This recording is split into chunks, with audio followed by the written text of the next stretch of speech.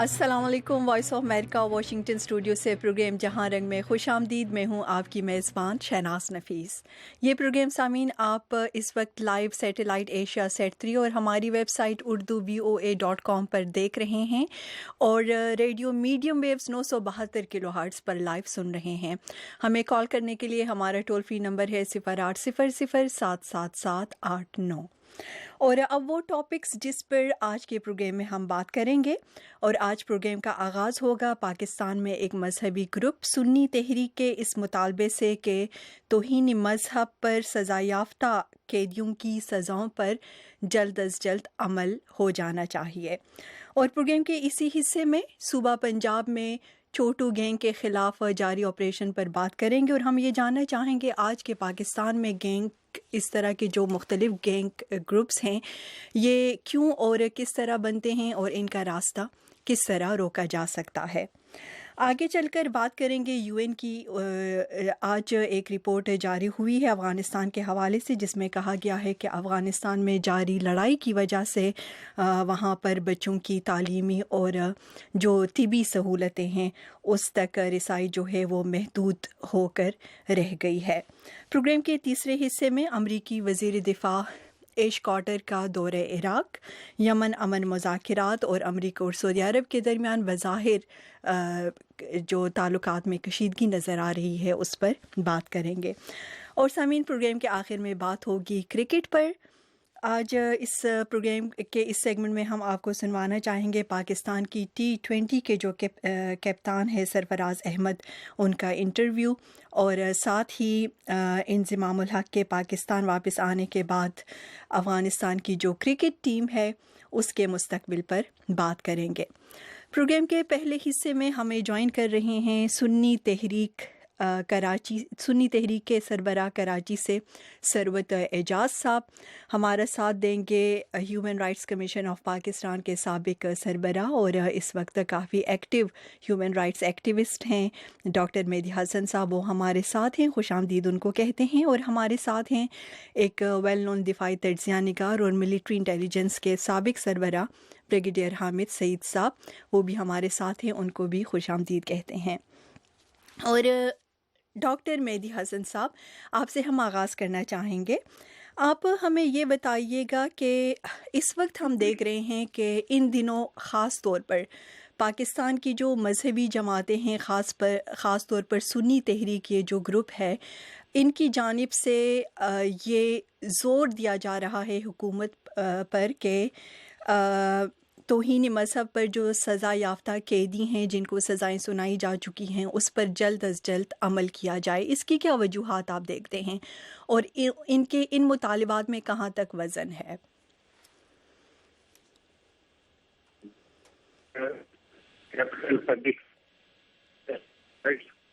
Pakistan United Nations के उसूल के मुताबिक दुश्मन के खिलाफ है और हमारा मौक़िफ़ ये है कि किसी की जान लेने का हक, कोई ऐसी सज़ा जायज़ नहीं है जिसको अंडू ना कर सके इंसान, वो सज़ा देने का किसी इंसान को हक नहीं है। तो हम मौत की सज़ा के खिलाफ हैं। दूसरी बात ये है कि मौत की सज़ा से क्राइम कम नहीं होता। जितनी मौत की सज़ाएं बाज़ मुमालिक में हुई हैं, जिनमें पाकिस्तान आजकल सरे फहरिस्त है, तो यहाँ लॉ एंड ऑर्डर की सिचुएशन बहुत बेहतर होनी चाहिए थी, जो नहीं है। तो ये इससे साबित होता है कि मौत की सज़ा से क्राइम रेट कम नहीं होता। जहाँ तक इस इन सज़ाओं का ताल्लुक है तौहीन रिसालत और तौहीन मज़हब की, उसमें कोई 1100 केसेस रजिस्टर हुए इस कानून के बनने के बाद अब तक, और बेशतर जो इसके एक्यूज थे उन पे सजा पे अमल दरामद से पहले ही उनको जेल में कत्ल कर दिया गया या पेशी के वक्त अदालत के बाहर अदालत के सामने कत्ल कर दिया गया।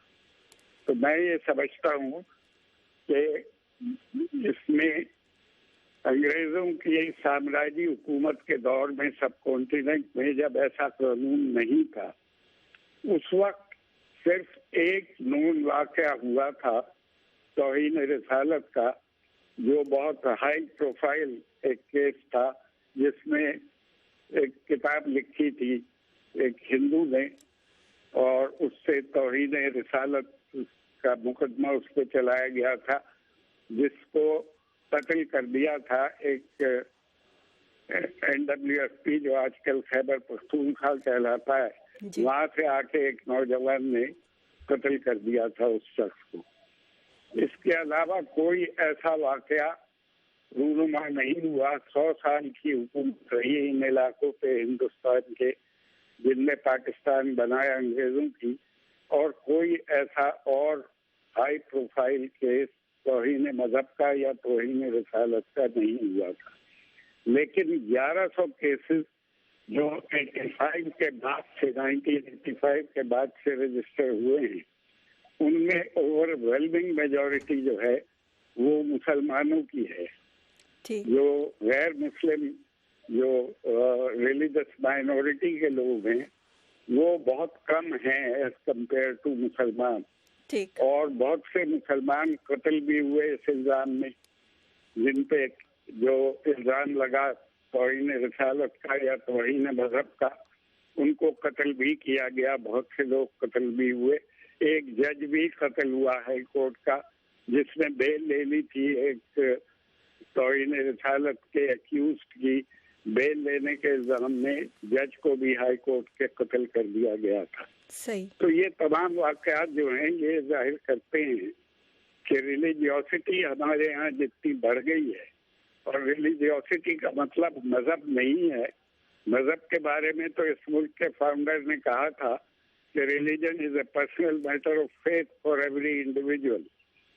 ہم نے مذہب کو آئین میں ڈیفائن بھی کر دیا کہ مسلمان وہ ہو سکتا ہے جو جس کی ڈیفینیشن آئین میں دی گئی ہے۔ ہماری تمام جو ایکٹیویٹیز ہیں آج کل وہ مذہب کے حوالے سے ہیں یا مذہب کی نمائش کے حوالے سے ہیں۔ سو مچ سو کہ ہم چاند دیکھنے کے لیے بھی مولوی کی ضرورت ہوتی ہے ہمیں، کہ وہ بتائے گا، دوربین لگا کے چھت پہ کھڑے ہو کے چاند دیکھے گا۔ کمپیوٹر پر بیٹھ کے چاند نہیں دیکھا جا سکتا۔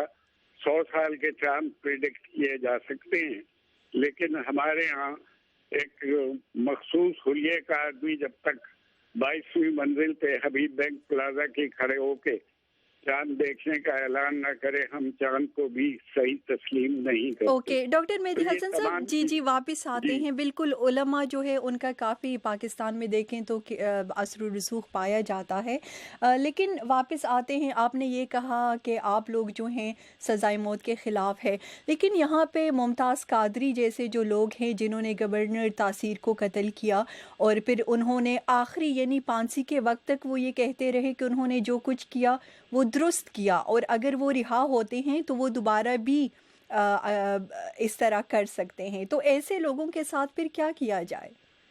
دیکھیے بات یہ ہے، ہمارا موقف یہ ہے کہ جو آدمی جرم کرتا ہے اور ایسا خطرناک جرم کرتا ہے جیسا ممتاز قادری نے کیا تھا، ممتاز قادری نے جو جرم کیا اس نے اسلامی اصول کو بھی وائلیٹ کیا۔ پہلی بات تو یہ ہے کہ جس چیز کی انہیں تنخواہ ملتی تھی قادری صاحب کو، وہ تھی گورنر کی حفاظت کی، انہوں نے اس کو وائلیٹ کیا، جبکہ مسلمانوں کے ہاں اسلام میں رزق حلال کی بہت اہمیت ہے۔ ان کو جس چیز کی تنخواہ ملتی تھی انہوں نے اسے وائلیٹ کیا، اپنے اوتھ کو وائلیٹ کیا کہ وہ حفاظت کریں گے گورنر کی۔ اور دوسری بات یہ ہے کہ اگر وہ سمجھتے تھے کہ انہوں نے توہین کی ہے رسالت کی یا مذہب کی، تو اس کا قانون موجود ہے، انہیں چاہیے تھا کہ وہ اس میں جا کے تھانے میں جا کے رپورٹ کرتے اور کیس رجسٹر کراتے ان کے خلاف۔ ان کو خود فیصلہ کرنے کا حق نہیں دیا جا سکتا، ان کو کیا کسی کو بھی نہیں دیا جا سکتا۔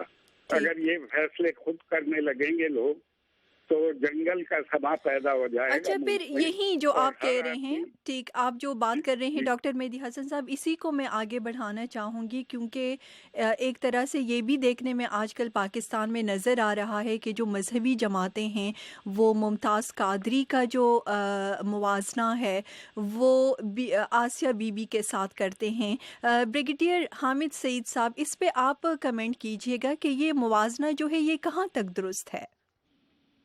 سمجھ نہیں پایا آپ نے کس کے ساتھ موازنہ کا ذکر کیا ہے؟ جی، یہ میں کہہ رہی ہوں کہ گورنر تاثیر کے جو قاتل تھے جن کو سزا ہو چکی ہے، ممتاز قادری، جی، کچھ مذہبی جماعتیں جو ہیں ان کا موازنہ کرتے ہیں آسیہ بی بی سے، ایک مسیحی خاتون جن پر الزام ہے کہ انہوں نے مذہب جو رسول صلی اللہ علیہ وسلم ہے ان کی توہین کی تھی، لیکن وہ بار بار اپنے بیانات میں ان الزامات کو رد کرتی رہی ہے. تو یہ موازنہ جو ہے یہ آپ کی نظر میں کہاں تک درست ہے؟ میرے خیال میں یہ موازنہ ڈاکٹر مہدی حسن صاحب نے بڑی اچھی طرح بیان کیا کہ موازنہ یوں درست نہیں ہے کہ یہ جس بندے کا ممتاز قادری کا ذکر ہوا ہے جی، اس نے تو پوائنٹ بلینک رینج کے اوپر گورنر کو گولی ماری صرف اس بیان پر کہ میرے خیال میں توہین رسالت قانون میں کافی خامیاں سکم ہیں اور اس کو امپروومنٹ کرنے کی ضرورت ہے. یہی کہا تھا نا انہوں نے، بالکل یہی کہا تھا، اور آسیہ بی بی سے جیل میں ملاقات کی تھی. رسالت والی بات نہیں تھی. ٹھیک، اوکے. یہ تو بریگیڈیئر صاحب واپس آپ کی طرف آتے ہیں. جی، کچھ چند منٹ کے لیے ہمیں اس وقت جوائن کیا ہے سنی تحریک کے سربراہ سرود اعجاز قادری صاحب نے. ان کی جانب ہم جاتے ہیں، ان کا موقف بھی جاننا چاہیں گے وہ کیا کہتے ہیں اس بارے میں. السلام علیکم سرود اعجاز قادری صاحب. جی، بہت شکریہ سر، آپ ہمیں ٹائم دے رہے ہیں. سرود اعجاز قادری صاحب، آپ کی جو سنی تحریک ہے، ہم دیکھ رہے ہیں گزشتہ کئی دنوں سے آپ لوگ یہ مطالبہ کر رہے ہیں، حکومت پر زور دے رہے ہیں کہ مذہب رسالت یا مذہب اسلام کے جو سزا یافتہ لوگ ہیں ان کی سزاؤں پر جلد از جلد عمل کیا جائے. اس خاص وقت میں یہ زور دینا، اس کی کیا وجوہات ہیں؟ بسم اللہ الرحمن الرحیم. سب سے پہلے تو آپ کا اور آپ کے سب مہمانوں کا، دوستوں کا شکریہ. یقیناً ہم یہ سمجھتے ہیں کہ پاکستان میں آئین اور قانون کی بالادستی ہونا چاہیے، اور یقیناً ممتاز بھائی کا جو فیصلہ تھا وہ آئین اور قانون اور شریعت سے منافی تھا. اچھا، اس کے اندر وہ اس حوالے سے بھی ہم گفتگو کرتے ہیں کہ اسلام یہ کہتا ہے تمام لوگوں کو عدالت کے اندر پیش ہونے کی اجازت ہے، تمام کو عدالت سے مبرہ کوئی بھی نہیں ہے، عدالت سے کوئی مبرہ نہیں ہے. ہم یہ، آپ نے تو ابھی 5 دن کی بات کی، ہم 5 سال سے اس تحریک کو چلا رہے تھے. ہمارے اکابرین اہل سنت، تمام اہل سنت و جماعت، ہمارا یہ موقف تھا کہ ان کو موقع دیا جائے عدالت کے اندر، شرعی کورٹ کے اندر ان کا کیس لے کر جایا جائے. اگر ان سے جو بھی ہے، ہم نے ان سے کوئی اس پہ یہ نہیں کہہ رہے تھے، ہم یہ کہتے ہیں اگر 295 سی کو، اور اب میرے دوست آپ کے ساتھ ایک ابھی تشریف فرما ہے، وہ اگر مجھے پتا ہوتا اس عنوان پہ ہے تو میں سارے ثبوتوں کے ساتھ آپ کے ساتھ بیٹھتا. ایون کہ جسٹس خواجہ شریف صاحب اور جسٹس غازی نذیر غازی صاحب، یہ تمام ہمارے معتبر ججز ہیں، انہوں نے پورے دلائل کے ساتھ ان کا مقدمہ بھی نہیں سنا گیا.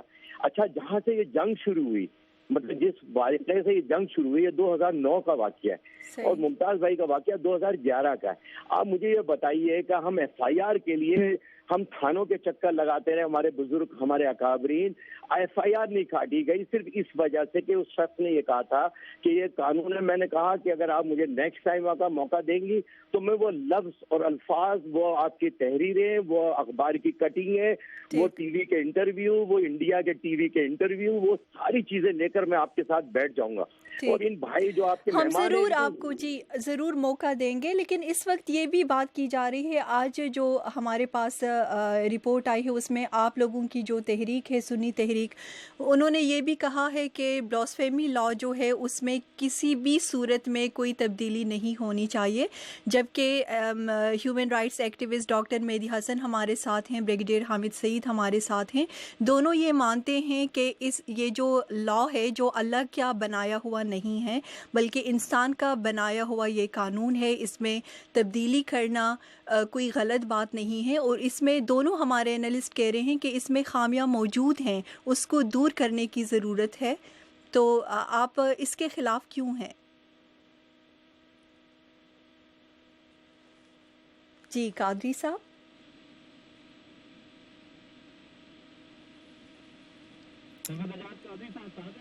جی ہمارے ساتھ ہیں لیکن ان کی آواز ہم تک نہیں آ رہی ہے. ثروت اعجاز قادری صاحب آپ ہیں ہمارے ساتھ؟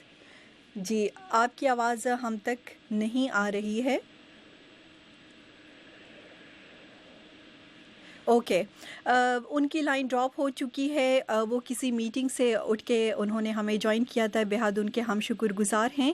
ڈاکٹر مہدی حسن صاحب آپ نے سنا ثروت اعجاز قادری صاحب کو. ہمیں بتائیے گا کیا آپ جواب میں کہنا چاہیں گے آپ؟ دیکھیے بات یہ ہے کہ روشن خیالی کا تقاضا یہ ہے کہ انسان کو زمانے کے ساتھ چلنا چاہیے. میں ہمیشہ یہ کہتا رہا ہوں کہ ہماری جو ریلیجس فلسفی ہے، جو 3 ریلیجن ہیں پیغمبروں کے، جوڈائزم ہے، کرسچینٹی ہے اور اسلام ہے، ان کی فلسفیز جو ہیں وہ تو ڈیوائن ہے، اللہ تعالیٰ نے دی ہے، لیکن زمانے کے ساتھ ساتھ گورننس جو ہے وہ مین میڈ ہوتی ہے. ہمیشہ زمانے کے مطابق، وقت کے مطابق قوانین کو وضع کیا جاتا ہے. شرط صرف یہ ہوتی ہے کہ پاکستان میں کہ اسلام کے فنڈامنٹلز کے خلاف نہ ہو کوئی قانون، لیکن انٹرپریٹیشن کی گنجائش موجود ہوتی ہے. اور اگر یہ بات تسلیم کر لی جائے ان جماعتوں اور ان صاحبان کی، ان افراد کی جو یہ کہتے ہیں کہ ہر چیز اسلام کے مطابق ہونی چاہیے اور یہ مکمل ضابطۂ حیات ہے، تو جب تک آپ اس کو زمانے کے مطابق انٹرپریٹ نہیں کریں گے اس وقت تک اس پہ عمل نہیں ہو سکتا. جہاں تک ان قوانین کا تعلق ہے جس میں یہ کہا جاتا ہے، اور یہ ہیومن رائٹس کمیشن نہیں کہہ رہا، یہ بہت بڑے بڑے جورسٹ بھی کہہ رہے ہیں کہ اس قانون میں کچھ خامیاں ہیں، اور وہ اس کا ثبوت یہ دیتے ہیں کہ اس قانون کو، میں نے جو کہا کہ 1100 کیسز رجسٹر ہوئے ہیں اس قانون کے تحت، جو زیادہ تر مسلمانوں کے خلاف ہوئے ہیں. اس میں ہر کوئی اپنی انٹرپریٹیشن کے مطابق انٹرپریٹ کر لیتا ہے کسی کی تحریر کو یا تقریر کو اور کیس کر دیتا ہے. تو جو خامیاں ہیں وہ یہ ہیں کہ اس کا مس یوز روکنے کی ضرورت ہے. اور یہ بات ثابت ہو چکی ہے کہ بہت سے کیسز جو رجسٹر کرائے گئے وہ اپنے انتقام کو پورا کرنے کے لیے اور بدلہ لینے کے لیے لوگوں نے اس قانون کا سہارا لیا اور بلیسفیمی کے تحت کیسز رجسٹر کرائے اپنے مخالفین کے خلاف. کیونکہ یہ ایک بہت حساس معاملہ ہوتا ہے. فوراً ڈیفینسو پہ آ جاتا ہے وہ شخص جس پہ یہ کیس رجسٹر ہو جائے. تو اس لیے اس کو روکنے کی ضرورت ہے اور ایسا قانون بنانے کی ضرورت ہے جس کو مس یوز نہ کیا جا سکے. دوبارہ ہمیں جوائن کیا ہے قادری صاحب نے. ثروت اعجاز قادری صاحب، اس قانون میں انسان کا جو بنایا ہوا یہ قانون ہے، اس میں جو لوپ ہولز ہیں اس کو بیان کیا ہے ڈاکٹر مہدی حسن صاحب نے، اور ہم نے بھی دیکھا ہے کہ اس کو کافی مس یوز جو ہے یہ قانون ہوتا رہا ہے اور بدلہ لینے کے لیے بھی اس کو استعمال کیا جاتا رہا ہے. یہ بتائیے گا اس میں تبدیلی کے آپ لوگ کیوں خلاف ہیں؟ دیکھیں، تبدیلی کے 302 کے تحت بھٹو کو پھانسی ہوئی. 300 بھٹو نے تو بھٹو نے قتل تو نہیں کیا تھا نا، تو 302 بھی ختم کر دیجیے آپ. ٹھیک ہے، ریمنڈ ڈیوس کو آپ نے 302 کے تحت 4 آدمیوں کو مارا، اس پہ بھرے بازار میں مارا. آپ نے اس کو امریکہ بیرونی دباؤ میں آپ نے اس کو واپس بھیج دیا. ریمنڈ ڈیوس کو قتل کیے تھے نا سر، اس نے 4 پاکستانیوں کو مارا تھا سر. 302 ختم کر دیجیے آپ. जब आप ये समझती हैं तो 295 सी क्यों रह गई आपको डिस्कशन के लिए? आप सिर्फ इस मौजू पे क्यों डिस्कस होता है? ये पार्लियामेंट ने बनाया था, आइन ने बनाया था। अगर इसके अंदर कोई बात की जाएगी, ये मुत्तफ़क़ा तौर पे तमाम मकतब फिक्र, तमाम पार्लियामेंट ने मिलकर ये 295 सी बनाई थी। ये हमारे लिए मौजू बहस क्यों है? इंग्लैंड में ये क्यों वाक़या हो गया? जर्मनी में क्यों वाक़या हुआ? फ्रांस के अंदर ये चार्ली वाला वाक़या क्यों हुआ? ये मुझे बताएं ना। ये हसास मामला है, इसके मौजू हमें और भी दफात है, 302 का मिस यूज हो रहा है, तो आप उस पर तवज्जो दे लेना। आपके पास ह्यूमन राइट्स वालों के पास भी ये चीज रह गई है। अच्छा, अगर उसमें ठीक है गवर्नर का, देखिए कादरी साहब, अगर मलूना का जो फांसी है ना, मैडम मेरी सुने जी प्लीज। तो आसिया मलूना की जो फांसी है वो मैंने और आपने नहीं दी है, अदालत ने दी है। सारी लोअर कोर्ट उसकी इन्वेस्टिगेशन, लेकिन अदालत ने उसे रोका भी है जी। अब उसका पास सुप्रीम कोर्ट था ना, तो फिर ये गवर्नर साहब को उठ के जाने की क्या जरूरत थी? क्या और हजारों औरतें ऐसी नहीं है जो तकलीफ बेगुनाह मुकदमों का शिकार है? क्या बहुत सी ऐसी नहीं है जिन औरतों को, बिचारियों को जिंदा जला दिया जाता है? औरतों को जिंदा जला जला के दफना दिया जाता है। बलोचिस्तान के अंदर जाके देखिए, खैरपुर में जाके देखिए, सिंध में देखिए, पंजाब में देखिए आप।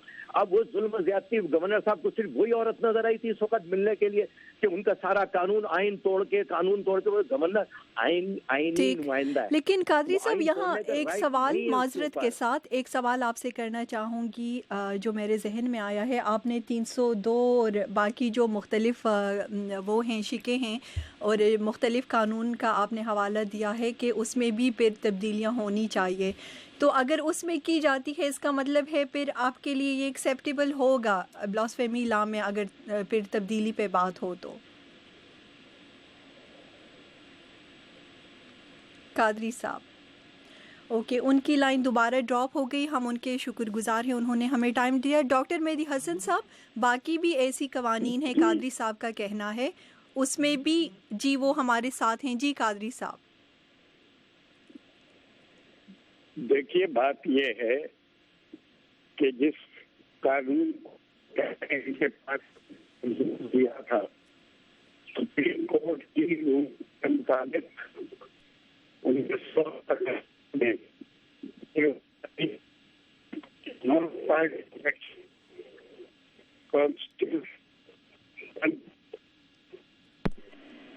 जी डॉक्टर मेहदी हसन साहब, आप उनकी लाइन भी ड्रॉप हो गई, काफ़ी सामीन शोर था। जी हम चाहेंगे, प्रोड्यूसर से रिक्वेस्ट करना चाहेंगे कि वो दोबारा इसको मिलाएं। ब्रिगेडियर हामिद सईद साहब, आपने HRCP के फॉर्मर प्रेसिडेंट को भी सुना और कादरी साहब को भी सुना, आपके comments please. Brigadier Hamid Saeed साहब, ओके, तो इसका मतलब है इस वक्त हमारे साथ लाइन पे कोई गेस्ट नहीं है, राइट? ब्रिगेडियर हामिद सईद साहब, आप हमारे साथ हैं?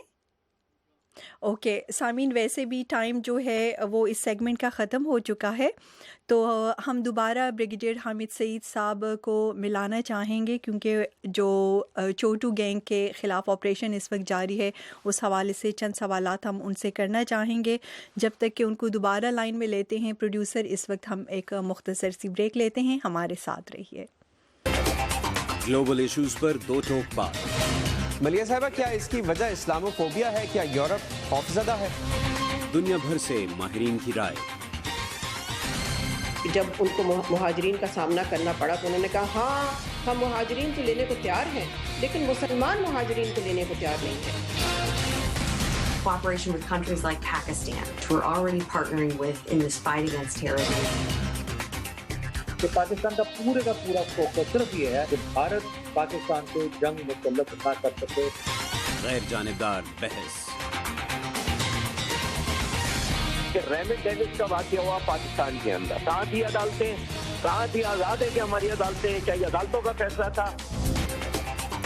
पाकिस्तान में देखें, एक तो कल्चर है साइलेंस का, और ख़ास तौर पे जहाँ पे सेक्सुअल अब्यूज़ या कोई भी चीज़ इस मौजूद से इसका ताल्लुक। इंडिपेंडेंस एवेन्यू, वाशिंगटन DC से मोहम्मद आतिफ के साथ।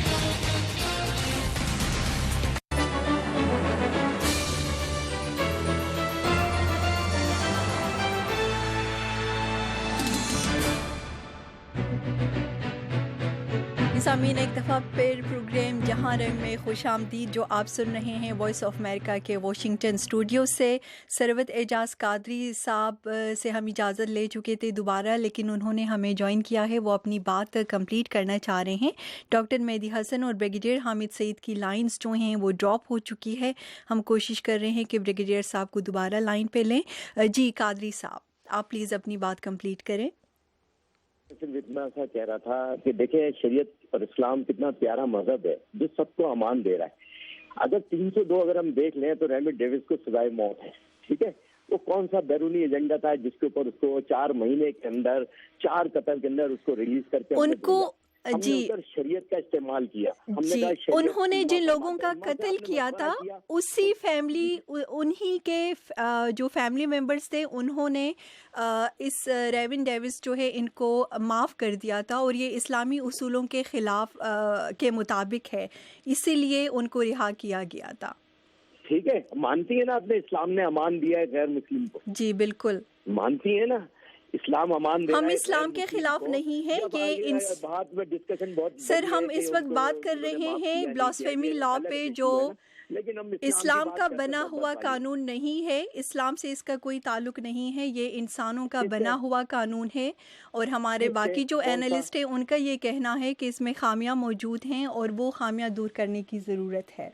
तो पार्लियामेंट मौजूद है ना, पार्लियामेंट से केस पास हुआ था ना, हम इसमें अब तरमीम की, उसमें सारे मकतब फिगर के उलमा मौजूद थे, तमाम कायदीन मौजूद थे, अकाबरीन मौजूद थे। पार्लियामेंट और आइन पर तो आपको एतमाद है, आप उस पर चल लें। लेकिन हमारे लिए तो कुरान और हदीस हमारे लिए नंबर 1 है ना, वो हमारा सुप्रीम कानून है। आज इंग्लैंड का वाक़या हुआ, आप ये बताएं वहाँ टॉलरेंस का लेवल क्या है, वहाँ बर्दाश्त का लेवल क्या है। लेकिन उन्होंने स्कॉटलैंड में जो बयान दिया तनवीर कादरी ने ना, वहाँ लोगों ने, इंग्लैंड के लोगों ने वहाँ ओके कादरी साहब, हमने दोबारा आपको टाइम दिया जी, और इस सेगमेंट में सबसे ज़्यादा बोलने का टाइम जो है हमने आप ही को दिया है, लेकिन बदकिस्मती से सेगमेंट का टाइम बिल्कुल ख़त्म हो चुका है। बाकी मौज़ूआत पे भी हमने बात करनी है, इंशाल्लाह आइंदा हम आपको मदऊ करेंगे और इसी मौजू पे तफसील में आपसे बात होगी। ब्रिगेडियर हामिद सईद साहब बताया जा रहा है आपने दोबारा हमें ज्वाइन किया है, और इस वक्त ब्रिगेडियर साहब हम देख रहे हैं कई हफ्तों से सूबा पंजाब का जो जनूबी हिस्सा है उसमें छोटू गैंग के ख़िलाफ़ ऑपरेशन जो है वो जारी है। लेकिन सबसे पहले मैं आपसे ये जानना चाहूँगी कि इस तरह के जो गैंग्स हैं ये क्यों और किस तरह पैदा होते हैं पाकिस्तान में?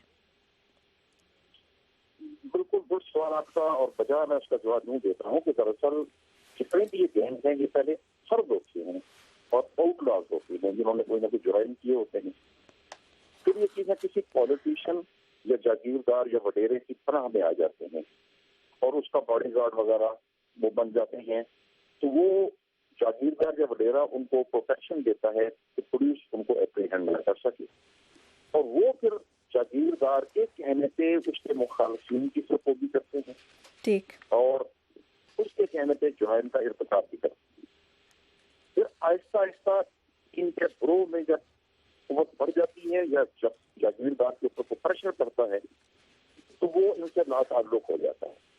लाताल्लुक होने के बाद जब ये लोग समझते हैं कि हम बिल्कुल अब को प्रोटेक्शन देने वाला नहीं है, तो फिर ये मुकम्मल तौर पर गैर कानूनी हरकत में अपने आप को मुलव्वस कर लेते हैं और अपना गैंग बनाकर वारदातें शुरू कर देते हैं।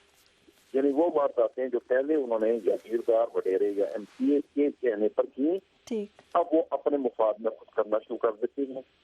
ये जो छोटू गैंग वाला बंदा मशहूर, इसका नाम आपने देखा है, ये भी 5 साल तक मुस्लिम लीग की MPA सरदार आसिफ मजारी का बॉडीगार्ड रहा है। और हिस्ट्री वही है कि आउटला था, उन्होंने आसिफ मजारी ने इसको बॉडीगार्ड रख लिया, फिर उनके कहने पर ये वारदातें करता रहा, छोटी मोटी या बड़ी। और एक मौका आया जब आसिफ मजारी के साथ उसके इख्तिलाफात हो गए कि उन्होंने इसकी बात हरकत से समझा कि ये मेरे कंट्रोल से बाहर निकल रहा है। सही। जब मुलाकात हुए तो फिर इसने अपना गैंग मुरतब करना शुरू कर दिया। ये होती है इत्तला, और इसमें पुलिस का भी बहुत बड़ा रोल है कि वो उनको पता है कि ये बंदा इस्लाम बंदे का बॉडीगार्ड है और ये इसके वो उसको गिरफ्तार नहीं करते, उस पॉलिटिशियन की वजह से। ब्रिगेडियर साहब, हमें मौजूद है इस तरह के गैंग्स जो हैं पाकिस्तान के बाकी हिस्सों में भी होते हैं और इस तरह की जो जराइम है उसमें वो मुलविस हैं कई तरह के जराइम में। ये बताइएगा कि इनका रास्ता जो है वो किस तरह रोका जा सकता है, क्या करना चाहिए? जो तरीकाकार अभी फौज ने शुरू किया है कि जो इनके सपोर्टर्स हैं और इनके सहूलतकार हैं उन तक एक्सेस हासिल की जाए और उनको काबू किया जाए, तो इसका फाइनली तरीकाकार तो यही है। आपको याद होगा कि अयूब खान के जमाने में एक मोहम्मद खान डाकू बड़ा मशहूर था, जो भी एक्स फौजी था, फौज से उसको डिसमिस किया गया, फिर उसने अपना गैंग बना लिया और कैम्बल को वगैरह की अटक के इलाके में काफी उसमें दहशतगर्दी वाली वारदातें की। उन लोगों को अभी जो मालूम हुआ है कि एक तो ये इसका कोई रॉबिन हुड वाला रोल था कि ये इलाके के गरीब गुरबा की माली इमदाद भी करता था। एक तो वो उसके मरहूम मिन्नत थे और दूसरा वो इसको हर तरह की प्रोटेक्शन और खाना और खाना छुपने की जगह वो फराहम करते थे, कुछ उससे डर से और कुछ उसकी माली अयानत की वजह से। ठीक। अब जो अभी सूरत हाल ये है कि सुनने में आया है कि पुलिस का ख्याल यही है कि इस बंदे को इसी तरह जिंदा नहीं पकड़ा जाना चाहिए ताकि बाकी जराइम का सुराग न लगाया जा सके और इसके लिंकेजेस का पता न लगे। ठीक। और वो हर सूरत में चाहते हैं कि ये मारा जाए एक्शन में, जबकि फौज की जो जाहिर तरजीह ये होगी कि इसको जिंदा गिरफ्तार किया जाए, तो इसके हवाले से बाकी जो जराइम है इसके जो सपोर्टर्स थे या सहूलतकार थे उन तक पहुंचा जाए। तो सही तरीका तो यही है। और दूसरा, जिन इलाकों में गुर्बत है वहाँ पे भी ये पैगाम पहुँचाने की जरूरत है। कहना आसान है, करना मुश्किल है। एजुकेशन की कमी है, रोजगार की कमी है, तो वहाँ इस तरह का डाकू जो है वो भी जाके हरबे रजीज बन जाता है। तो जाहिर है जब उसका मुतबादल बंदोबस्त नहीं किया जाएगा तो ऐसे लोग उभरते रहेंगे। ठीक, बहुत शुक्रिया ब्रिगेडियर हामिद सईद साहब आपका, thank you so much sir. हमने डिटेल में बात करनी थी लेकिन ज़्यादा टाइम जो है फर्स्ट हमारे टॉपिक पे लग गया। आइंदा आपसे बात होगी इस मौजू पे। इस वक्त सामीन यूएन की जानिब से आज एक रिपोर्ट जो जारी हुई है जिसमें कहा गया है कि अफ़गानिस्तान में जारी लड़ाई की वजह से वहाँ पर जो बच्चे हैं उनकी तालीम और तिबी सहूलतों तक रसाई जो है वो महदूद होकर रह गई है। उस पर हम बात करेंगे। हमें ज्वाइन किया है एक अफ़गान एनालिस्ट मीर वैस यासीनी साहब ने और हमारे साथ हैं आरिफ अंसार साहब। हमें कहा जा रहा है टाइम कम है, ब्रेक लिए बगैर प्रोग्राम को आगे बढ़ाते हैं। और मीर वैस यासीनी साहब, आप हमें बताइएगा और क्या वजूहात जो हैं वो आपको नज़र आती है अफ़गानिस्तान में बच्चों की तालीमी और जो तिबी सहूलतें हैं उस तक जो उनकी रसाई जिस तरह महदूद हो रही हैं, इसके असरात आप क्या देख रहे हैं अफ़गानिस्तान में? मीर वैस अफ़गान साहब। जी शहनाज, मैं तो यही सोच रहा था कि आप यासीनी साहब से जी, आई एम सो सॉरी जी, अमीर वैस अफ़गान साहब जी।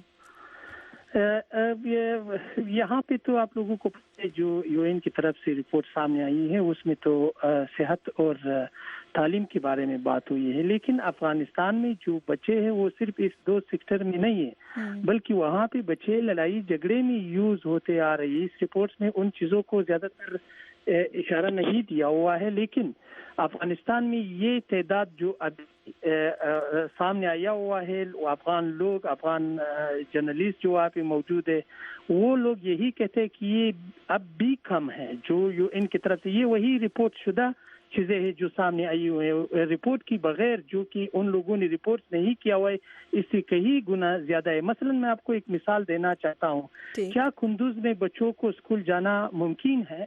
क्या हेलमंद की शहर के अलावा वहाँ पे बच्चों को स्कूल जाना मुमकिन है जिलों में? क्या अफगानिस्तान की जो ज्यादातर इलाके तालिबान की ज़ेर कंट्रोल में वहाँ पे बच्चों की स्कूल जाना मुमकिन है? तो ये तादाद जो अभी सामने, ये तादाद शुमार जो सामने आई हुई है इससे कई गुना ज्यादा जो स्कूल्स है वो बंद है। इस रिपोर्ट में तो 350 के लगभग स्कूल्स को बताया हुआ है कि ये अफगानिस्तान के मुख्तलिफ हिस्सों में बंद है, लेकिन अगर कोई सही दकीक रिपोर्ट देख ले तो इससे कई गुना ज्यादा स्कूल डाले और सैकड़ों हजार बच्चे जो है वो तालीम के हिस्से में मुतासिर है लड़ाई झगड़े से। दूसरी जानिब जहाँ तक सेहत की बात है तो इस गुज़श्ता 15 सालों में अफगानिस्तान में नई नई बीमारियां फैल गई है। आप लोगों को पता होगा कि हर सुबह से, स्पेशली मेरी सुबह से कई इस तरह केसेस आई हुई हैं कि बच्चे विदाउट आज़ा की पैदा होते हैं। उन बीमारियों को लोगों ने अभी तक नोटिस नहीं किया हुआ है। इसके अलावा जो कैंसर की बीमारी है आजकल अफगानिस्तान में बहुत ही शदीद किस्म का बच्चों में फैल रहा है और ये भी उसमें ज्यादातर निशानदेही नहीं की है। ये तो वही आर्जी सहूलतों पे जो कि किसी बच्चे को नुकसान होते हैं या जो वो इमीडिएटली फर्स्ट सर्विसेज जो होते हैं हेल्थ की, उनके बारे में ये चीजें बात हो रही है। दरअसल अफगानिस्तान में सूरत-ए-हाल इससे कई गुना बदतर है जो रिपोर्ट में सामने आया हुआ है। ओके, तो ये जो एजुकेशन और हेल्थ सर्विसेज है इनके तहफ़्फ़ुज़ की जिम्मेदारी जो है वो किस पर आयद की जा सकती है ऐसे में जब बाज़ इलाकों पर बेशतर इलाकों पर जो अफ़गान हुकूमत है उनका कंट्रोल है, जबकि ऐसे भी कई इलाके हैं जहां पर तालिबान वहां पर है, उनके कब्ज़े में हैं वो इलाके?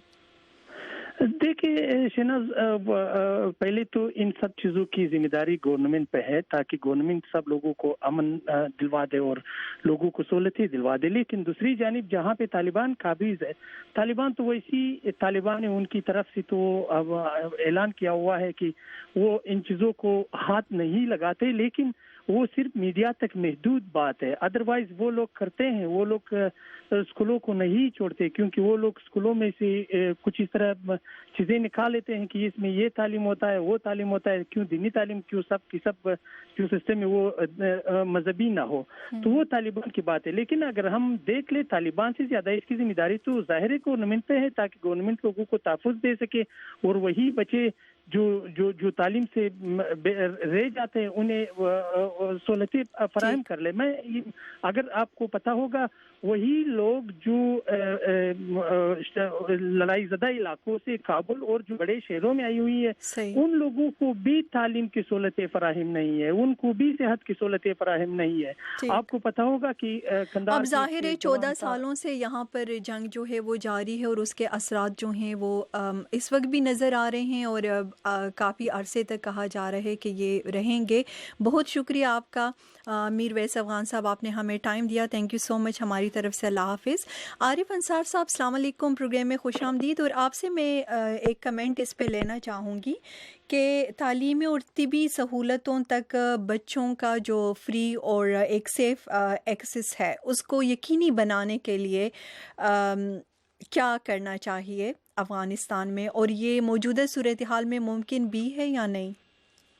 वालेकुम सलाम शहनाज जी, आपका सवाल जो है इसके दो एंगल्स हैं। ज़ाहिरी बात है कि इकोनॉमिक्स और सिक्योरिटी सिचुएशन अफ़गानिस्तान की जिस तरह से है काफ़ी अरसे से, तो उसमें सभी के लिए मुश्किल है एक्सेस हेल्थ की बेनिफिट्स, और ज़ाहिरी बात है एजुकेशन तो बच्चों के लिए, और उससे जो पहले जनरेशन गुजर चुकी हैं अपने टाइम से, वो जो तालीम हासिल नहीं कर सकी उसका तो अलग इम्पेक्ट है।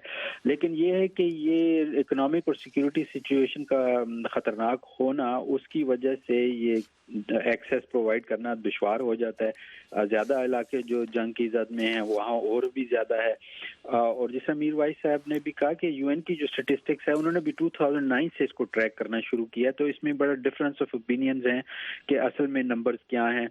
अच्छा, और इसमें भी डिफरेंस है कि कौन कैजुअलिटीज कर रहा है, किसकी वजह से हो रही हैं ये। एक स्टेटिस्टिक्स जो फरवरी में यूएन की आई थी उसके मुताबिक 1 in 4 जो है जो कैजुअलिटी होती है इस जंग में वो बच्चे होते हैं, और 1 in 10 जो है वो फीमेल होती है या औरतों का नुकसान होता है। तो जाहिर बात है कि इन शॉर्ट के इकोनॉमिक और सिक्योरिटी इश्यू के फुकदान होने की वजह से फैमिलीज को नुकसान पहुंचता है। लेकिन एक वजह और भी मेरा ख्याल है कि क्यों बच्चे ज़द में आ जाते हैं। ज़ाहिरी बात है कि अफगानिस्तान के ज़्यादातर हिस्सों में जॉइंट फैमिली सिस्टम है, और अक्सर जो ऑपरेशंस होते हैं या कार्रवाइयाँ होती हैं सिक्योरिटी से रिलेटेड सिचुएशन में, उसमें वो अगर تقریباً تمام فیملی ہی زد میں آ جاتی ہے، کیونکہ وہ اکثر جب ہوتے ہیں تو سب ایک ساتھ ہی ہوتے ہیں، اور یہ بھی کہا جاتا ہے کہ اگر کسی کے والدین اس میں مارے جائیں تو اس کا نقصان بھی بچوں کو پھر پہنچتا ہے لانگ ٹرم میں. تو یہ پیچیدہ معاملہ ہے، لیکن ان شارٹ تو یہی ہے کہ اکنامک اور سیکورٹی سچویشن کا امپروو نہ ہونے کی وجہ سے سب کو نقصان پہنچ رہا ہے، جس کی وجہ سے زیادہ جو ہے وہ بچوں کو پہنچتا ہے. جی عارف انصار صاحب بہت شکریہ. پروگرام کو تھوڑا سا آگے بڑھانا چاہیں گے. کچھ دیر میں منظر وسیم صاحب بھی انٹرنیشنل افیئرس کے آپ ایکسپرٹ ہیں، لندن سے ہمیں جوائن کریں گے. اور اس وقت جیسا کہ آپ کو معلوم ہے امریکی جو وزیر دفاع ہے ایش کارٹر وہ عراق کے دورے پر ہیں، اور انہوں نے یہ کہا ہے کہ داعش کے خلاف لڑائی میں عراق فورسز کی جو ضروریات ہے اس کو سنا جائے گا. ہمیں یہ بھی معلوم ہے کہ داعش کے خلاف عراقی فورسز اس وقت خاص طور پر موصل کا جو شہر ہے اس میں کافی ایکٹیو ہے، باقی جگہوں پر بھی. تو امریکہ جو ہے وہ مزید کیا کر سکتا ہے داعش کے خلاف لڑائی میں؟ عراق کی کیا مدد وہ کر سکتا ہے اور کیا کرنا چاہیے اس کو؟ عارف انصار صاحب کی لائن ڈراپ ہو گئی. منظر وسیم صاحب آپ نے اگر میرا سوال سنا ہو پلیز اس کا جواب دینا چاہیں.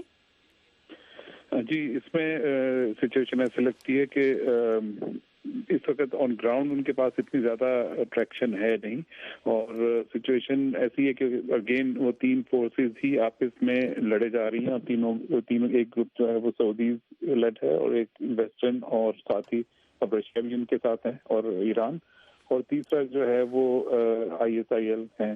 اب اس صورت کے اندر کافی سچویشن ایسی ہو جاتی ہے کہ جو اپوزنگ سائڈ ہے وہ کس کو بیلنس کرنے کے لیے کس کی مدد کرتے ہیں یا اس کو تھوڑا سا ریلیکس کر دیتے ہیں، تو اگین سچویشن بدل جاتی ہے. جیسا کہ ابھی ریسنٹلی ہم نے دیکھا کہ ایک جگہ پر انہوں نے اٹیک کیا ISIL کے اوپر، اور وہ وہاں سے ودرا کر گئے ڈھاکہ کی طرف سے، اور 2 جگہوں پہ ڈفرینٹ جگہوں پہ انہوں نے حملے کیے اور کافی انہوں نے وہاں پر گین بھی کر لیا علاقہ.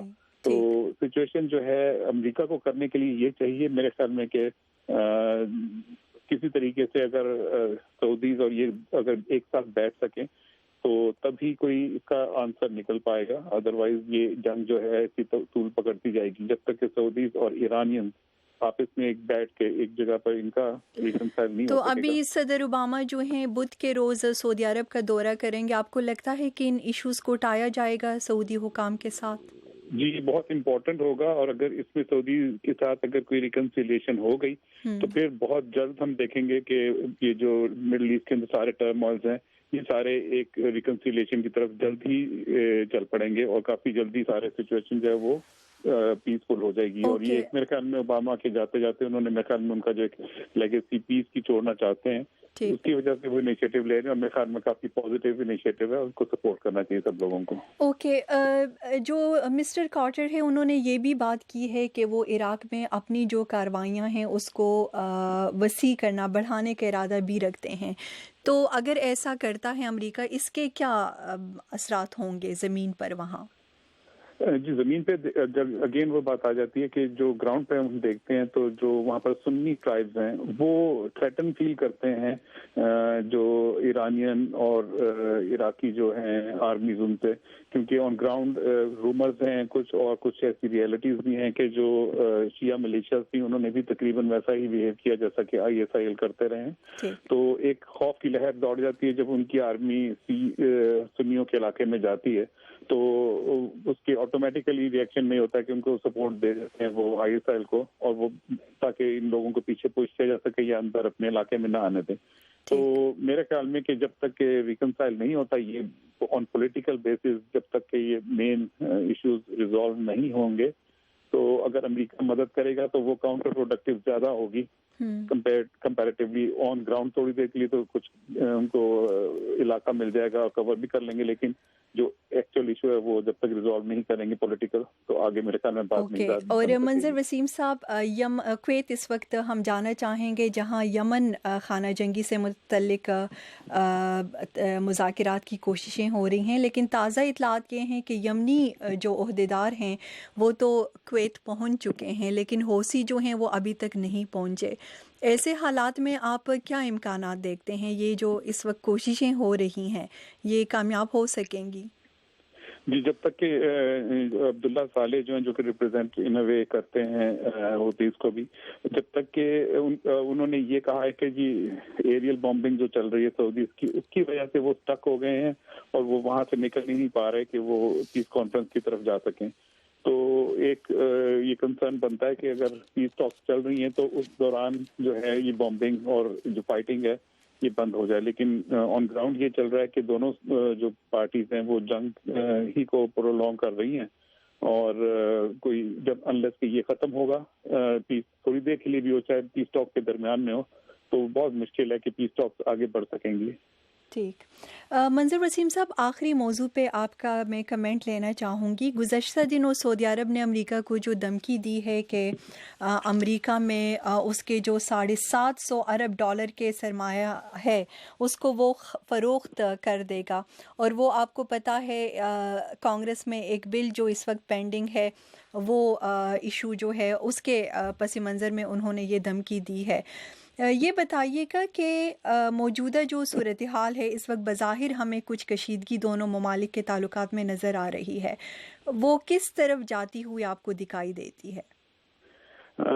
جب تک اوباما جو تھے انہوں نے تھوڑا سا بیلنس کر رکھا تھا اور کوشش ان کی یہ تھی کہ سعودی کو ساتھ لے کے ہی چلیں، لیکن جب الیکشن کا زمانہ آتا ہے تو جو گورنمنٹس ہیں وہ تھوڑی کمزور پڑ جاتی ہیں امریکہ میں، اس صورت کی وجہ سے یہ بنا کہ یہ جو بل پاس کیا گیا تو سعودی نہ صرف اس سے تھریٹن فیل کر رہے ہیں بلکہ انسلٹڈ بھی فیل کر رہے ہیں، اور وہ بہت سیریسلی یہ جو بات کی گئی ہے سعودی عرب کی طرف سے تو اس کو سیریسلی ہی لینا چاہیے، کیونکہ یہ تقریباً $750 ٹریلین ہیں، اور اگر وہ ایک دم سے ڈمپ کرتے ہیں تو نہ صرف امریکہ کی بلکہ ساری دنیا کی ہی اکانومی کو ایک مصیبت بن جائے گی۔ تو میرا نہیں خیال کہ اس کو سیریسلی نہیں لیا جائے گا امریکہ میں، ریگارڈلیس کہ کون سی گورنمنٹ ہے، اس بات کو بہت سیریسلی لینا چاہیے اور اس کو اس حد تک آگے بڑھنے کی نوبت نہیں آنے دینی چاہیے۔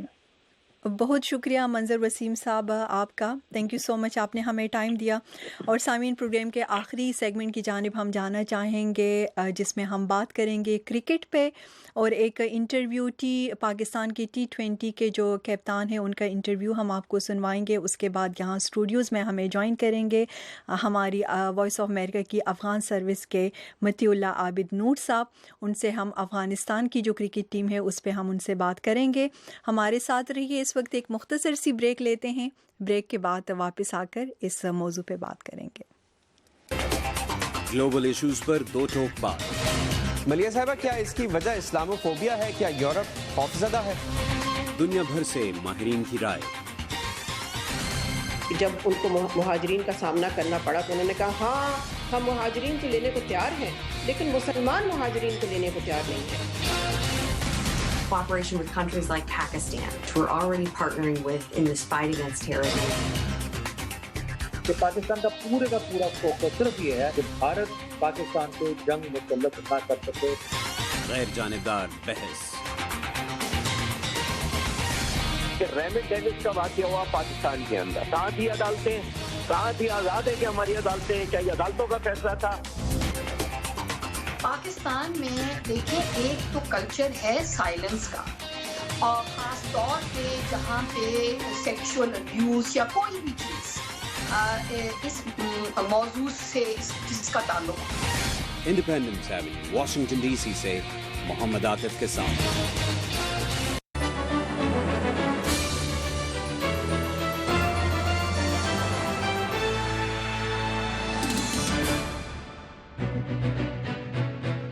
جی سامعین، ایک دفعہ پھر پروگرام جہاں رنگ میں خوش آمدید جو آپ سن رہے ہیں وائس آف امریکہ کی واشنگٹن اسٹوڈیو سے۔ میں ہوں آپ کی میزبان شہناز نفیس، اور اس وقت اسٹوڈیوز میں میرے ساتھ ہیں متی اللہ عابد صاحب، وائس آف امریکہ کی افغان سروس سے آپ کا تعلق ہے۔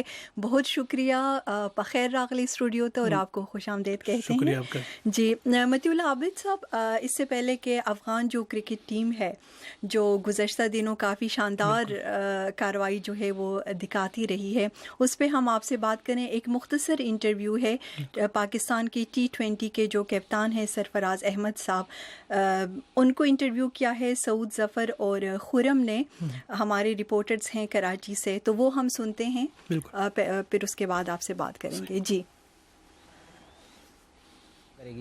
دو अंडर-19 के प्लेयर हर टीम में जो है वो शामिल किए गए हैं और हमारे पास भी बड़े जो ज़बरदस्त प्रॉमिसिंग प्लेयर हैं, हसन खान और हसन मोहसिन। उम्मीद है कि इंशाल्लाह अगर इनको मौका मिलता है तो अच्छा परफॉर्मेंस करेंगे और इंशाल्लाह पाकिस्तान टीम और आगे जूनियर टीमों में जगह बनाएंगे अपनी। मुझे तो अभी नहीं मालूम कि इंजी भाई अनाउंस हो गए या नहीं हो गए। इंशाल्लाह अगर इसी बात है जो पीसीबी सोच रहा होगा, बेहतरी सोच रहा होगा, जो भी आएगा जाहिर सी बात है इंजी भाई आएंगे या जो भी आएंगे, जाहिर सी बात है जो भी होगा पाकिस्तानी क्रिकेट के लिए अच्छा होगा। तो उम्मीद है कि जो भी पीसीबी जिसको भी लेके आएंगे पाकिस्तान की तरक्की के लिए लेके आएंगे। काफ़ी टाइम से ये वर्ड सुन रहा हूँ और मैंने पहले भी कहा है कि इसको मेरे नाम के नाम से हटा दें, ज़्यादा बेहतर है।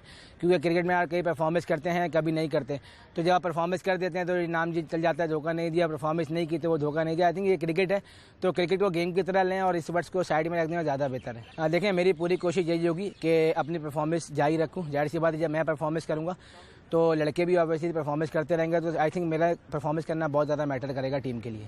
देखें अभी तो कहना काबिल इस वक्त है कि क्या बैटिंग ऑर्डर होगा, क्या बैटिंग ऑर्डर नहीं होगा। इंशाल्लाह जब जो भी अभी इस वक्त जब T20 करीब आएगा तो उसी के मुताबिक टीम का बैटिंग ऑर्डर डिसाइड करेंगे। जी सामीन, और ये थे पाकिस्तान की T20 के कैप्टन सरफराज अहमद, जिनको इंटरव्यू किया हम कराची में हमारे साथी सऊद ज़फ़र और खुरम ने। और आबिद साहब आपकी जानिब, मतिउल आबिद साहब आपकी तरफ आते हैं। सबसे पहले तो जो आज की बड़ी ख़बर है कि इंज़िमामुल हक साहब जो अफ़गानिस्तान क्रिकेट टीम के कोच थे अब वो नहीं रहे और अब उन्होंने पाकिस्तान की ये जो कौमी सेलेक्शन टीम है उसके चेयरमैन वो बन चुके हैं। ये बताइएगा कि अफ़गान टीम की जो हौसला अफजा कार्रवाई हमने देखी है गुज़श्ता दिनों में, उसमें इंज़िमामुल हक का एज ए कोच कितना किरदार रहा है? बहुत ज़्यादा है शनाज। इस तरह है कि अफ़गानिस्तान की क्रिकेट की तारीख़ जो छोटी सी है उसमें अफ़गानिस्तान में जो कोचिंग का जो डिपार्टमेंट है उसमें पाकिस्तान का रोल ज़्यादा है।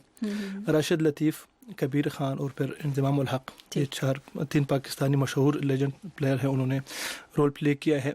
इंज़िमामुल हक का इस तरह ज़्यादा देखा जाता है कि वो उस वक्त अफ़गानिस्तान टीम के कोच बने जब अफ़गानिस्तान जा रहा था T20 वर्ल्ड कप में, फर्स्ट टाइम जो इंडिया में हो रहा था।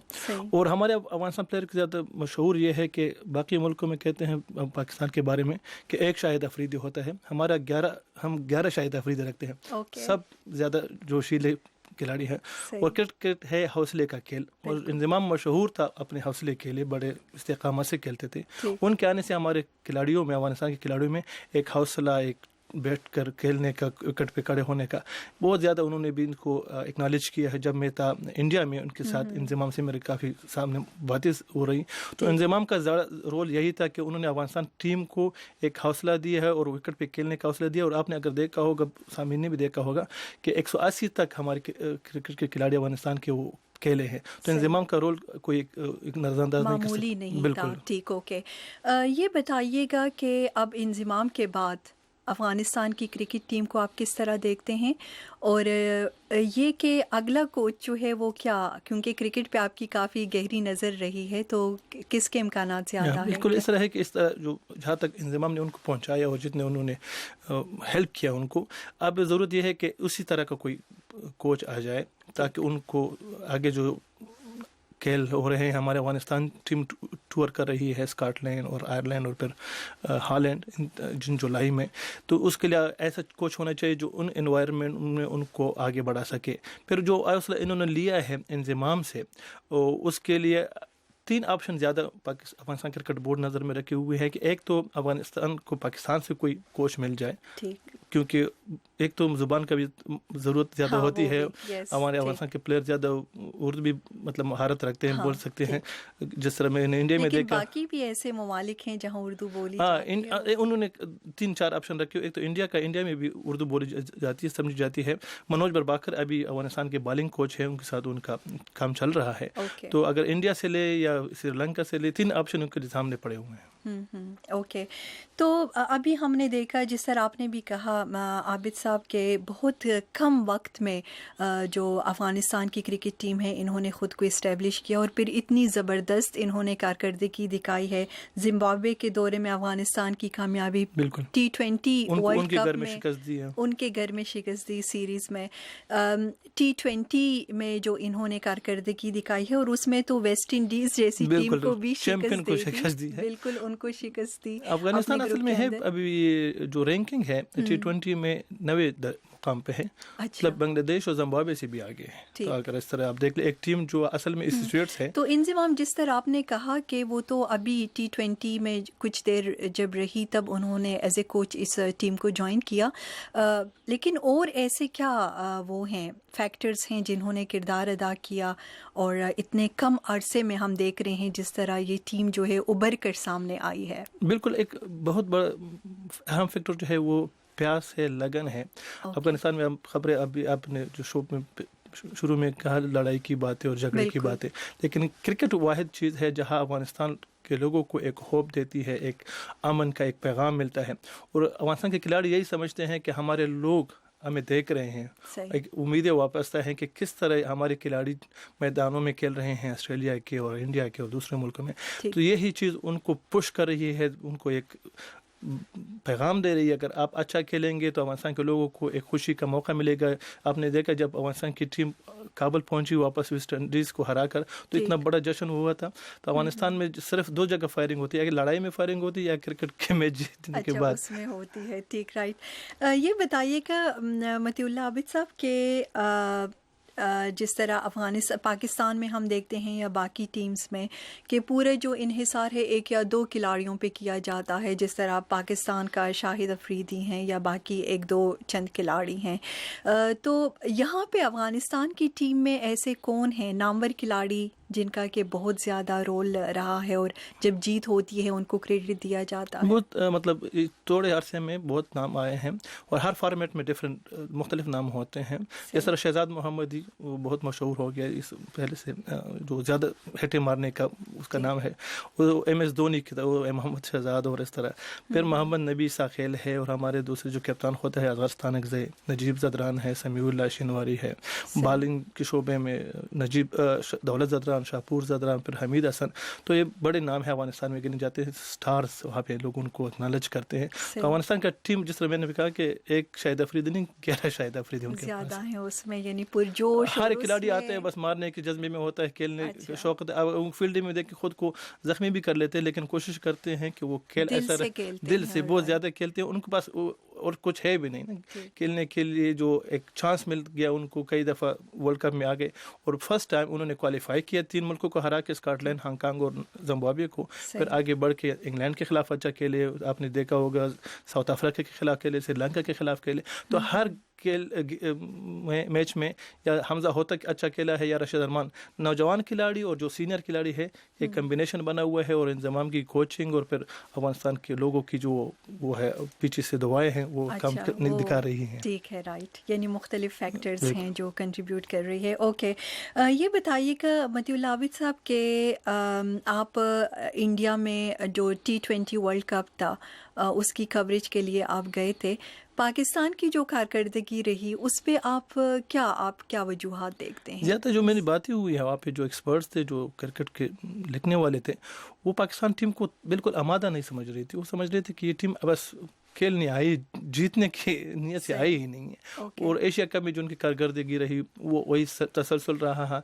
एक बैटिंग का जो फुकदान उन्होंने देखा, आपने भी देखा होगा कि T20 में नॉर्मली खिलाड़ी 3 बॉलों के बाद फिर बड़े शाटे खेलते हैं। कुछ खिलाड़ी ने 20-22 बाले खेल की भी 25 रन बनाए। इससे लगता है कि वो T20 के वो कॉन्सेप्ट में थे ही नहीं। फिर ज़्यादा प्रेशर जो था कप्तान शाहिद अफरीदी पे था, उसका आखिरी वर्ल्ड कप था।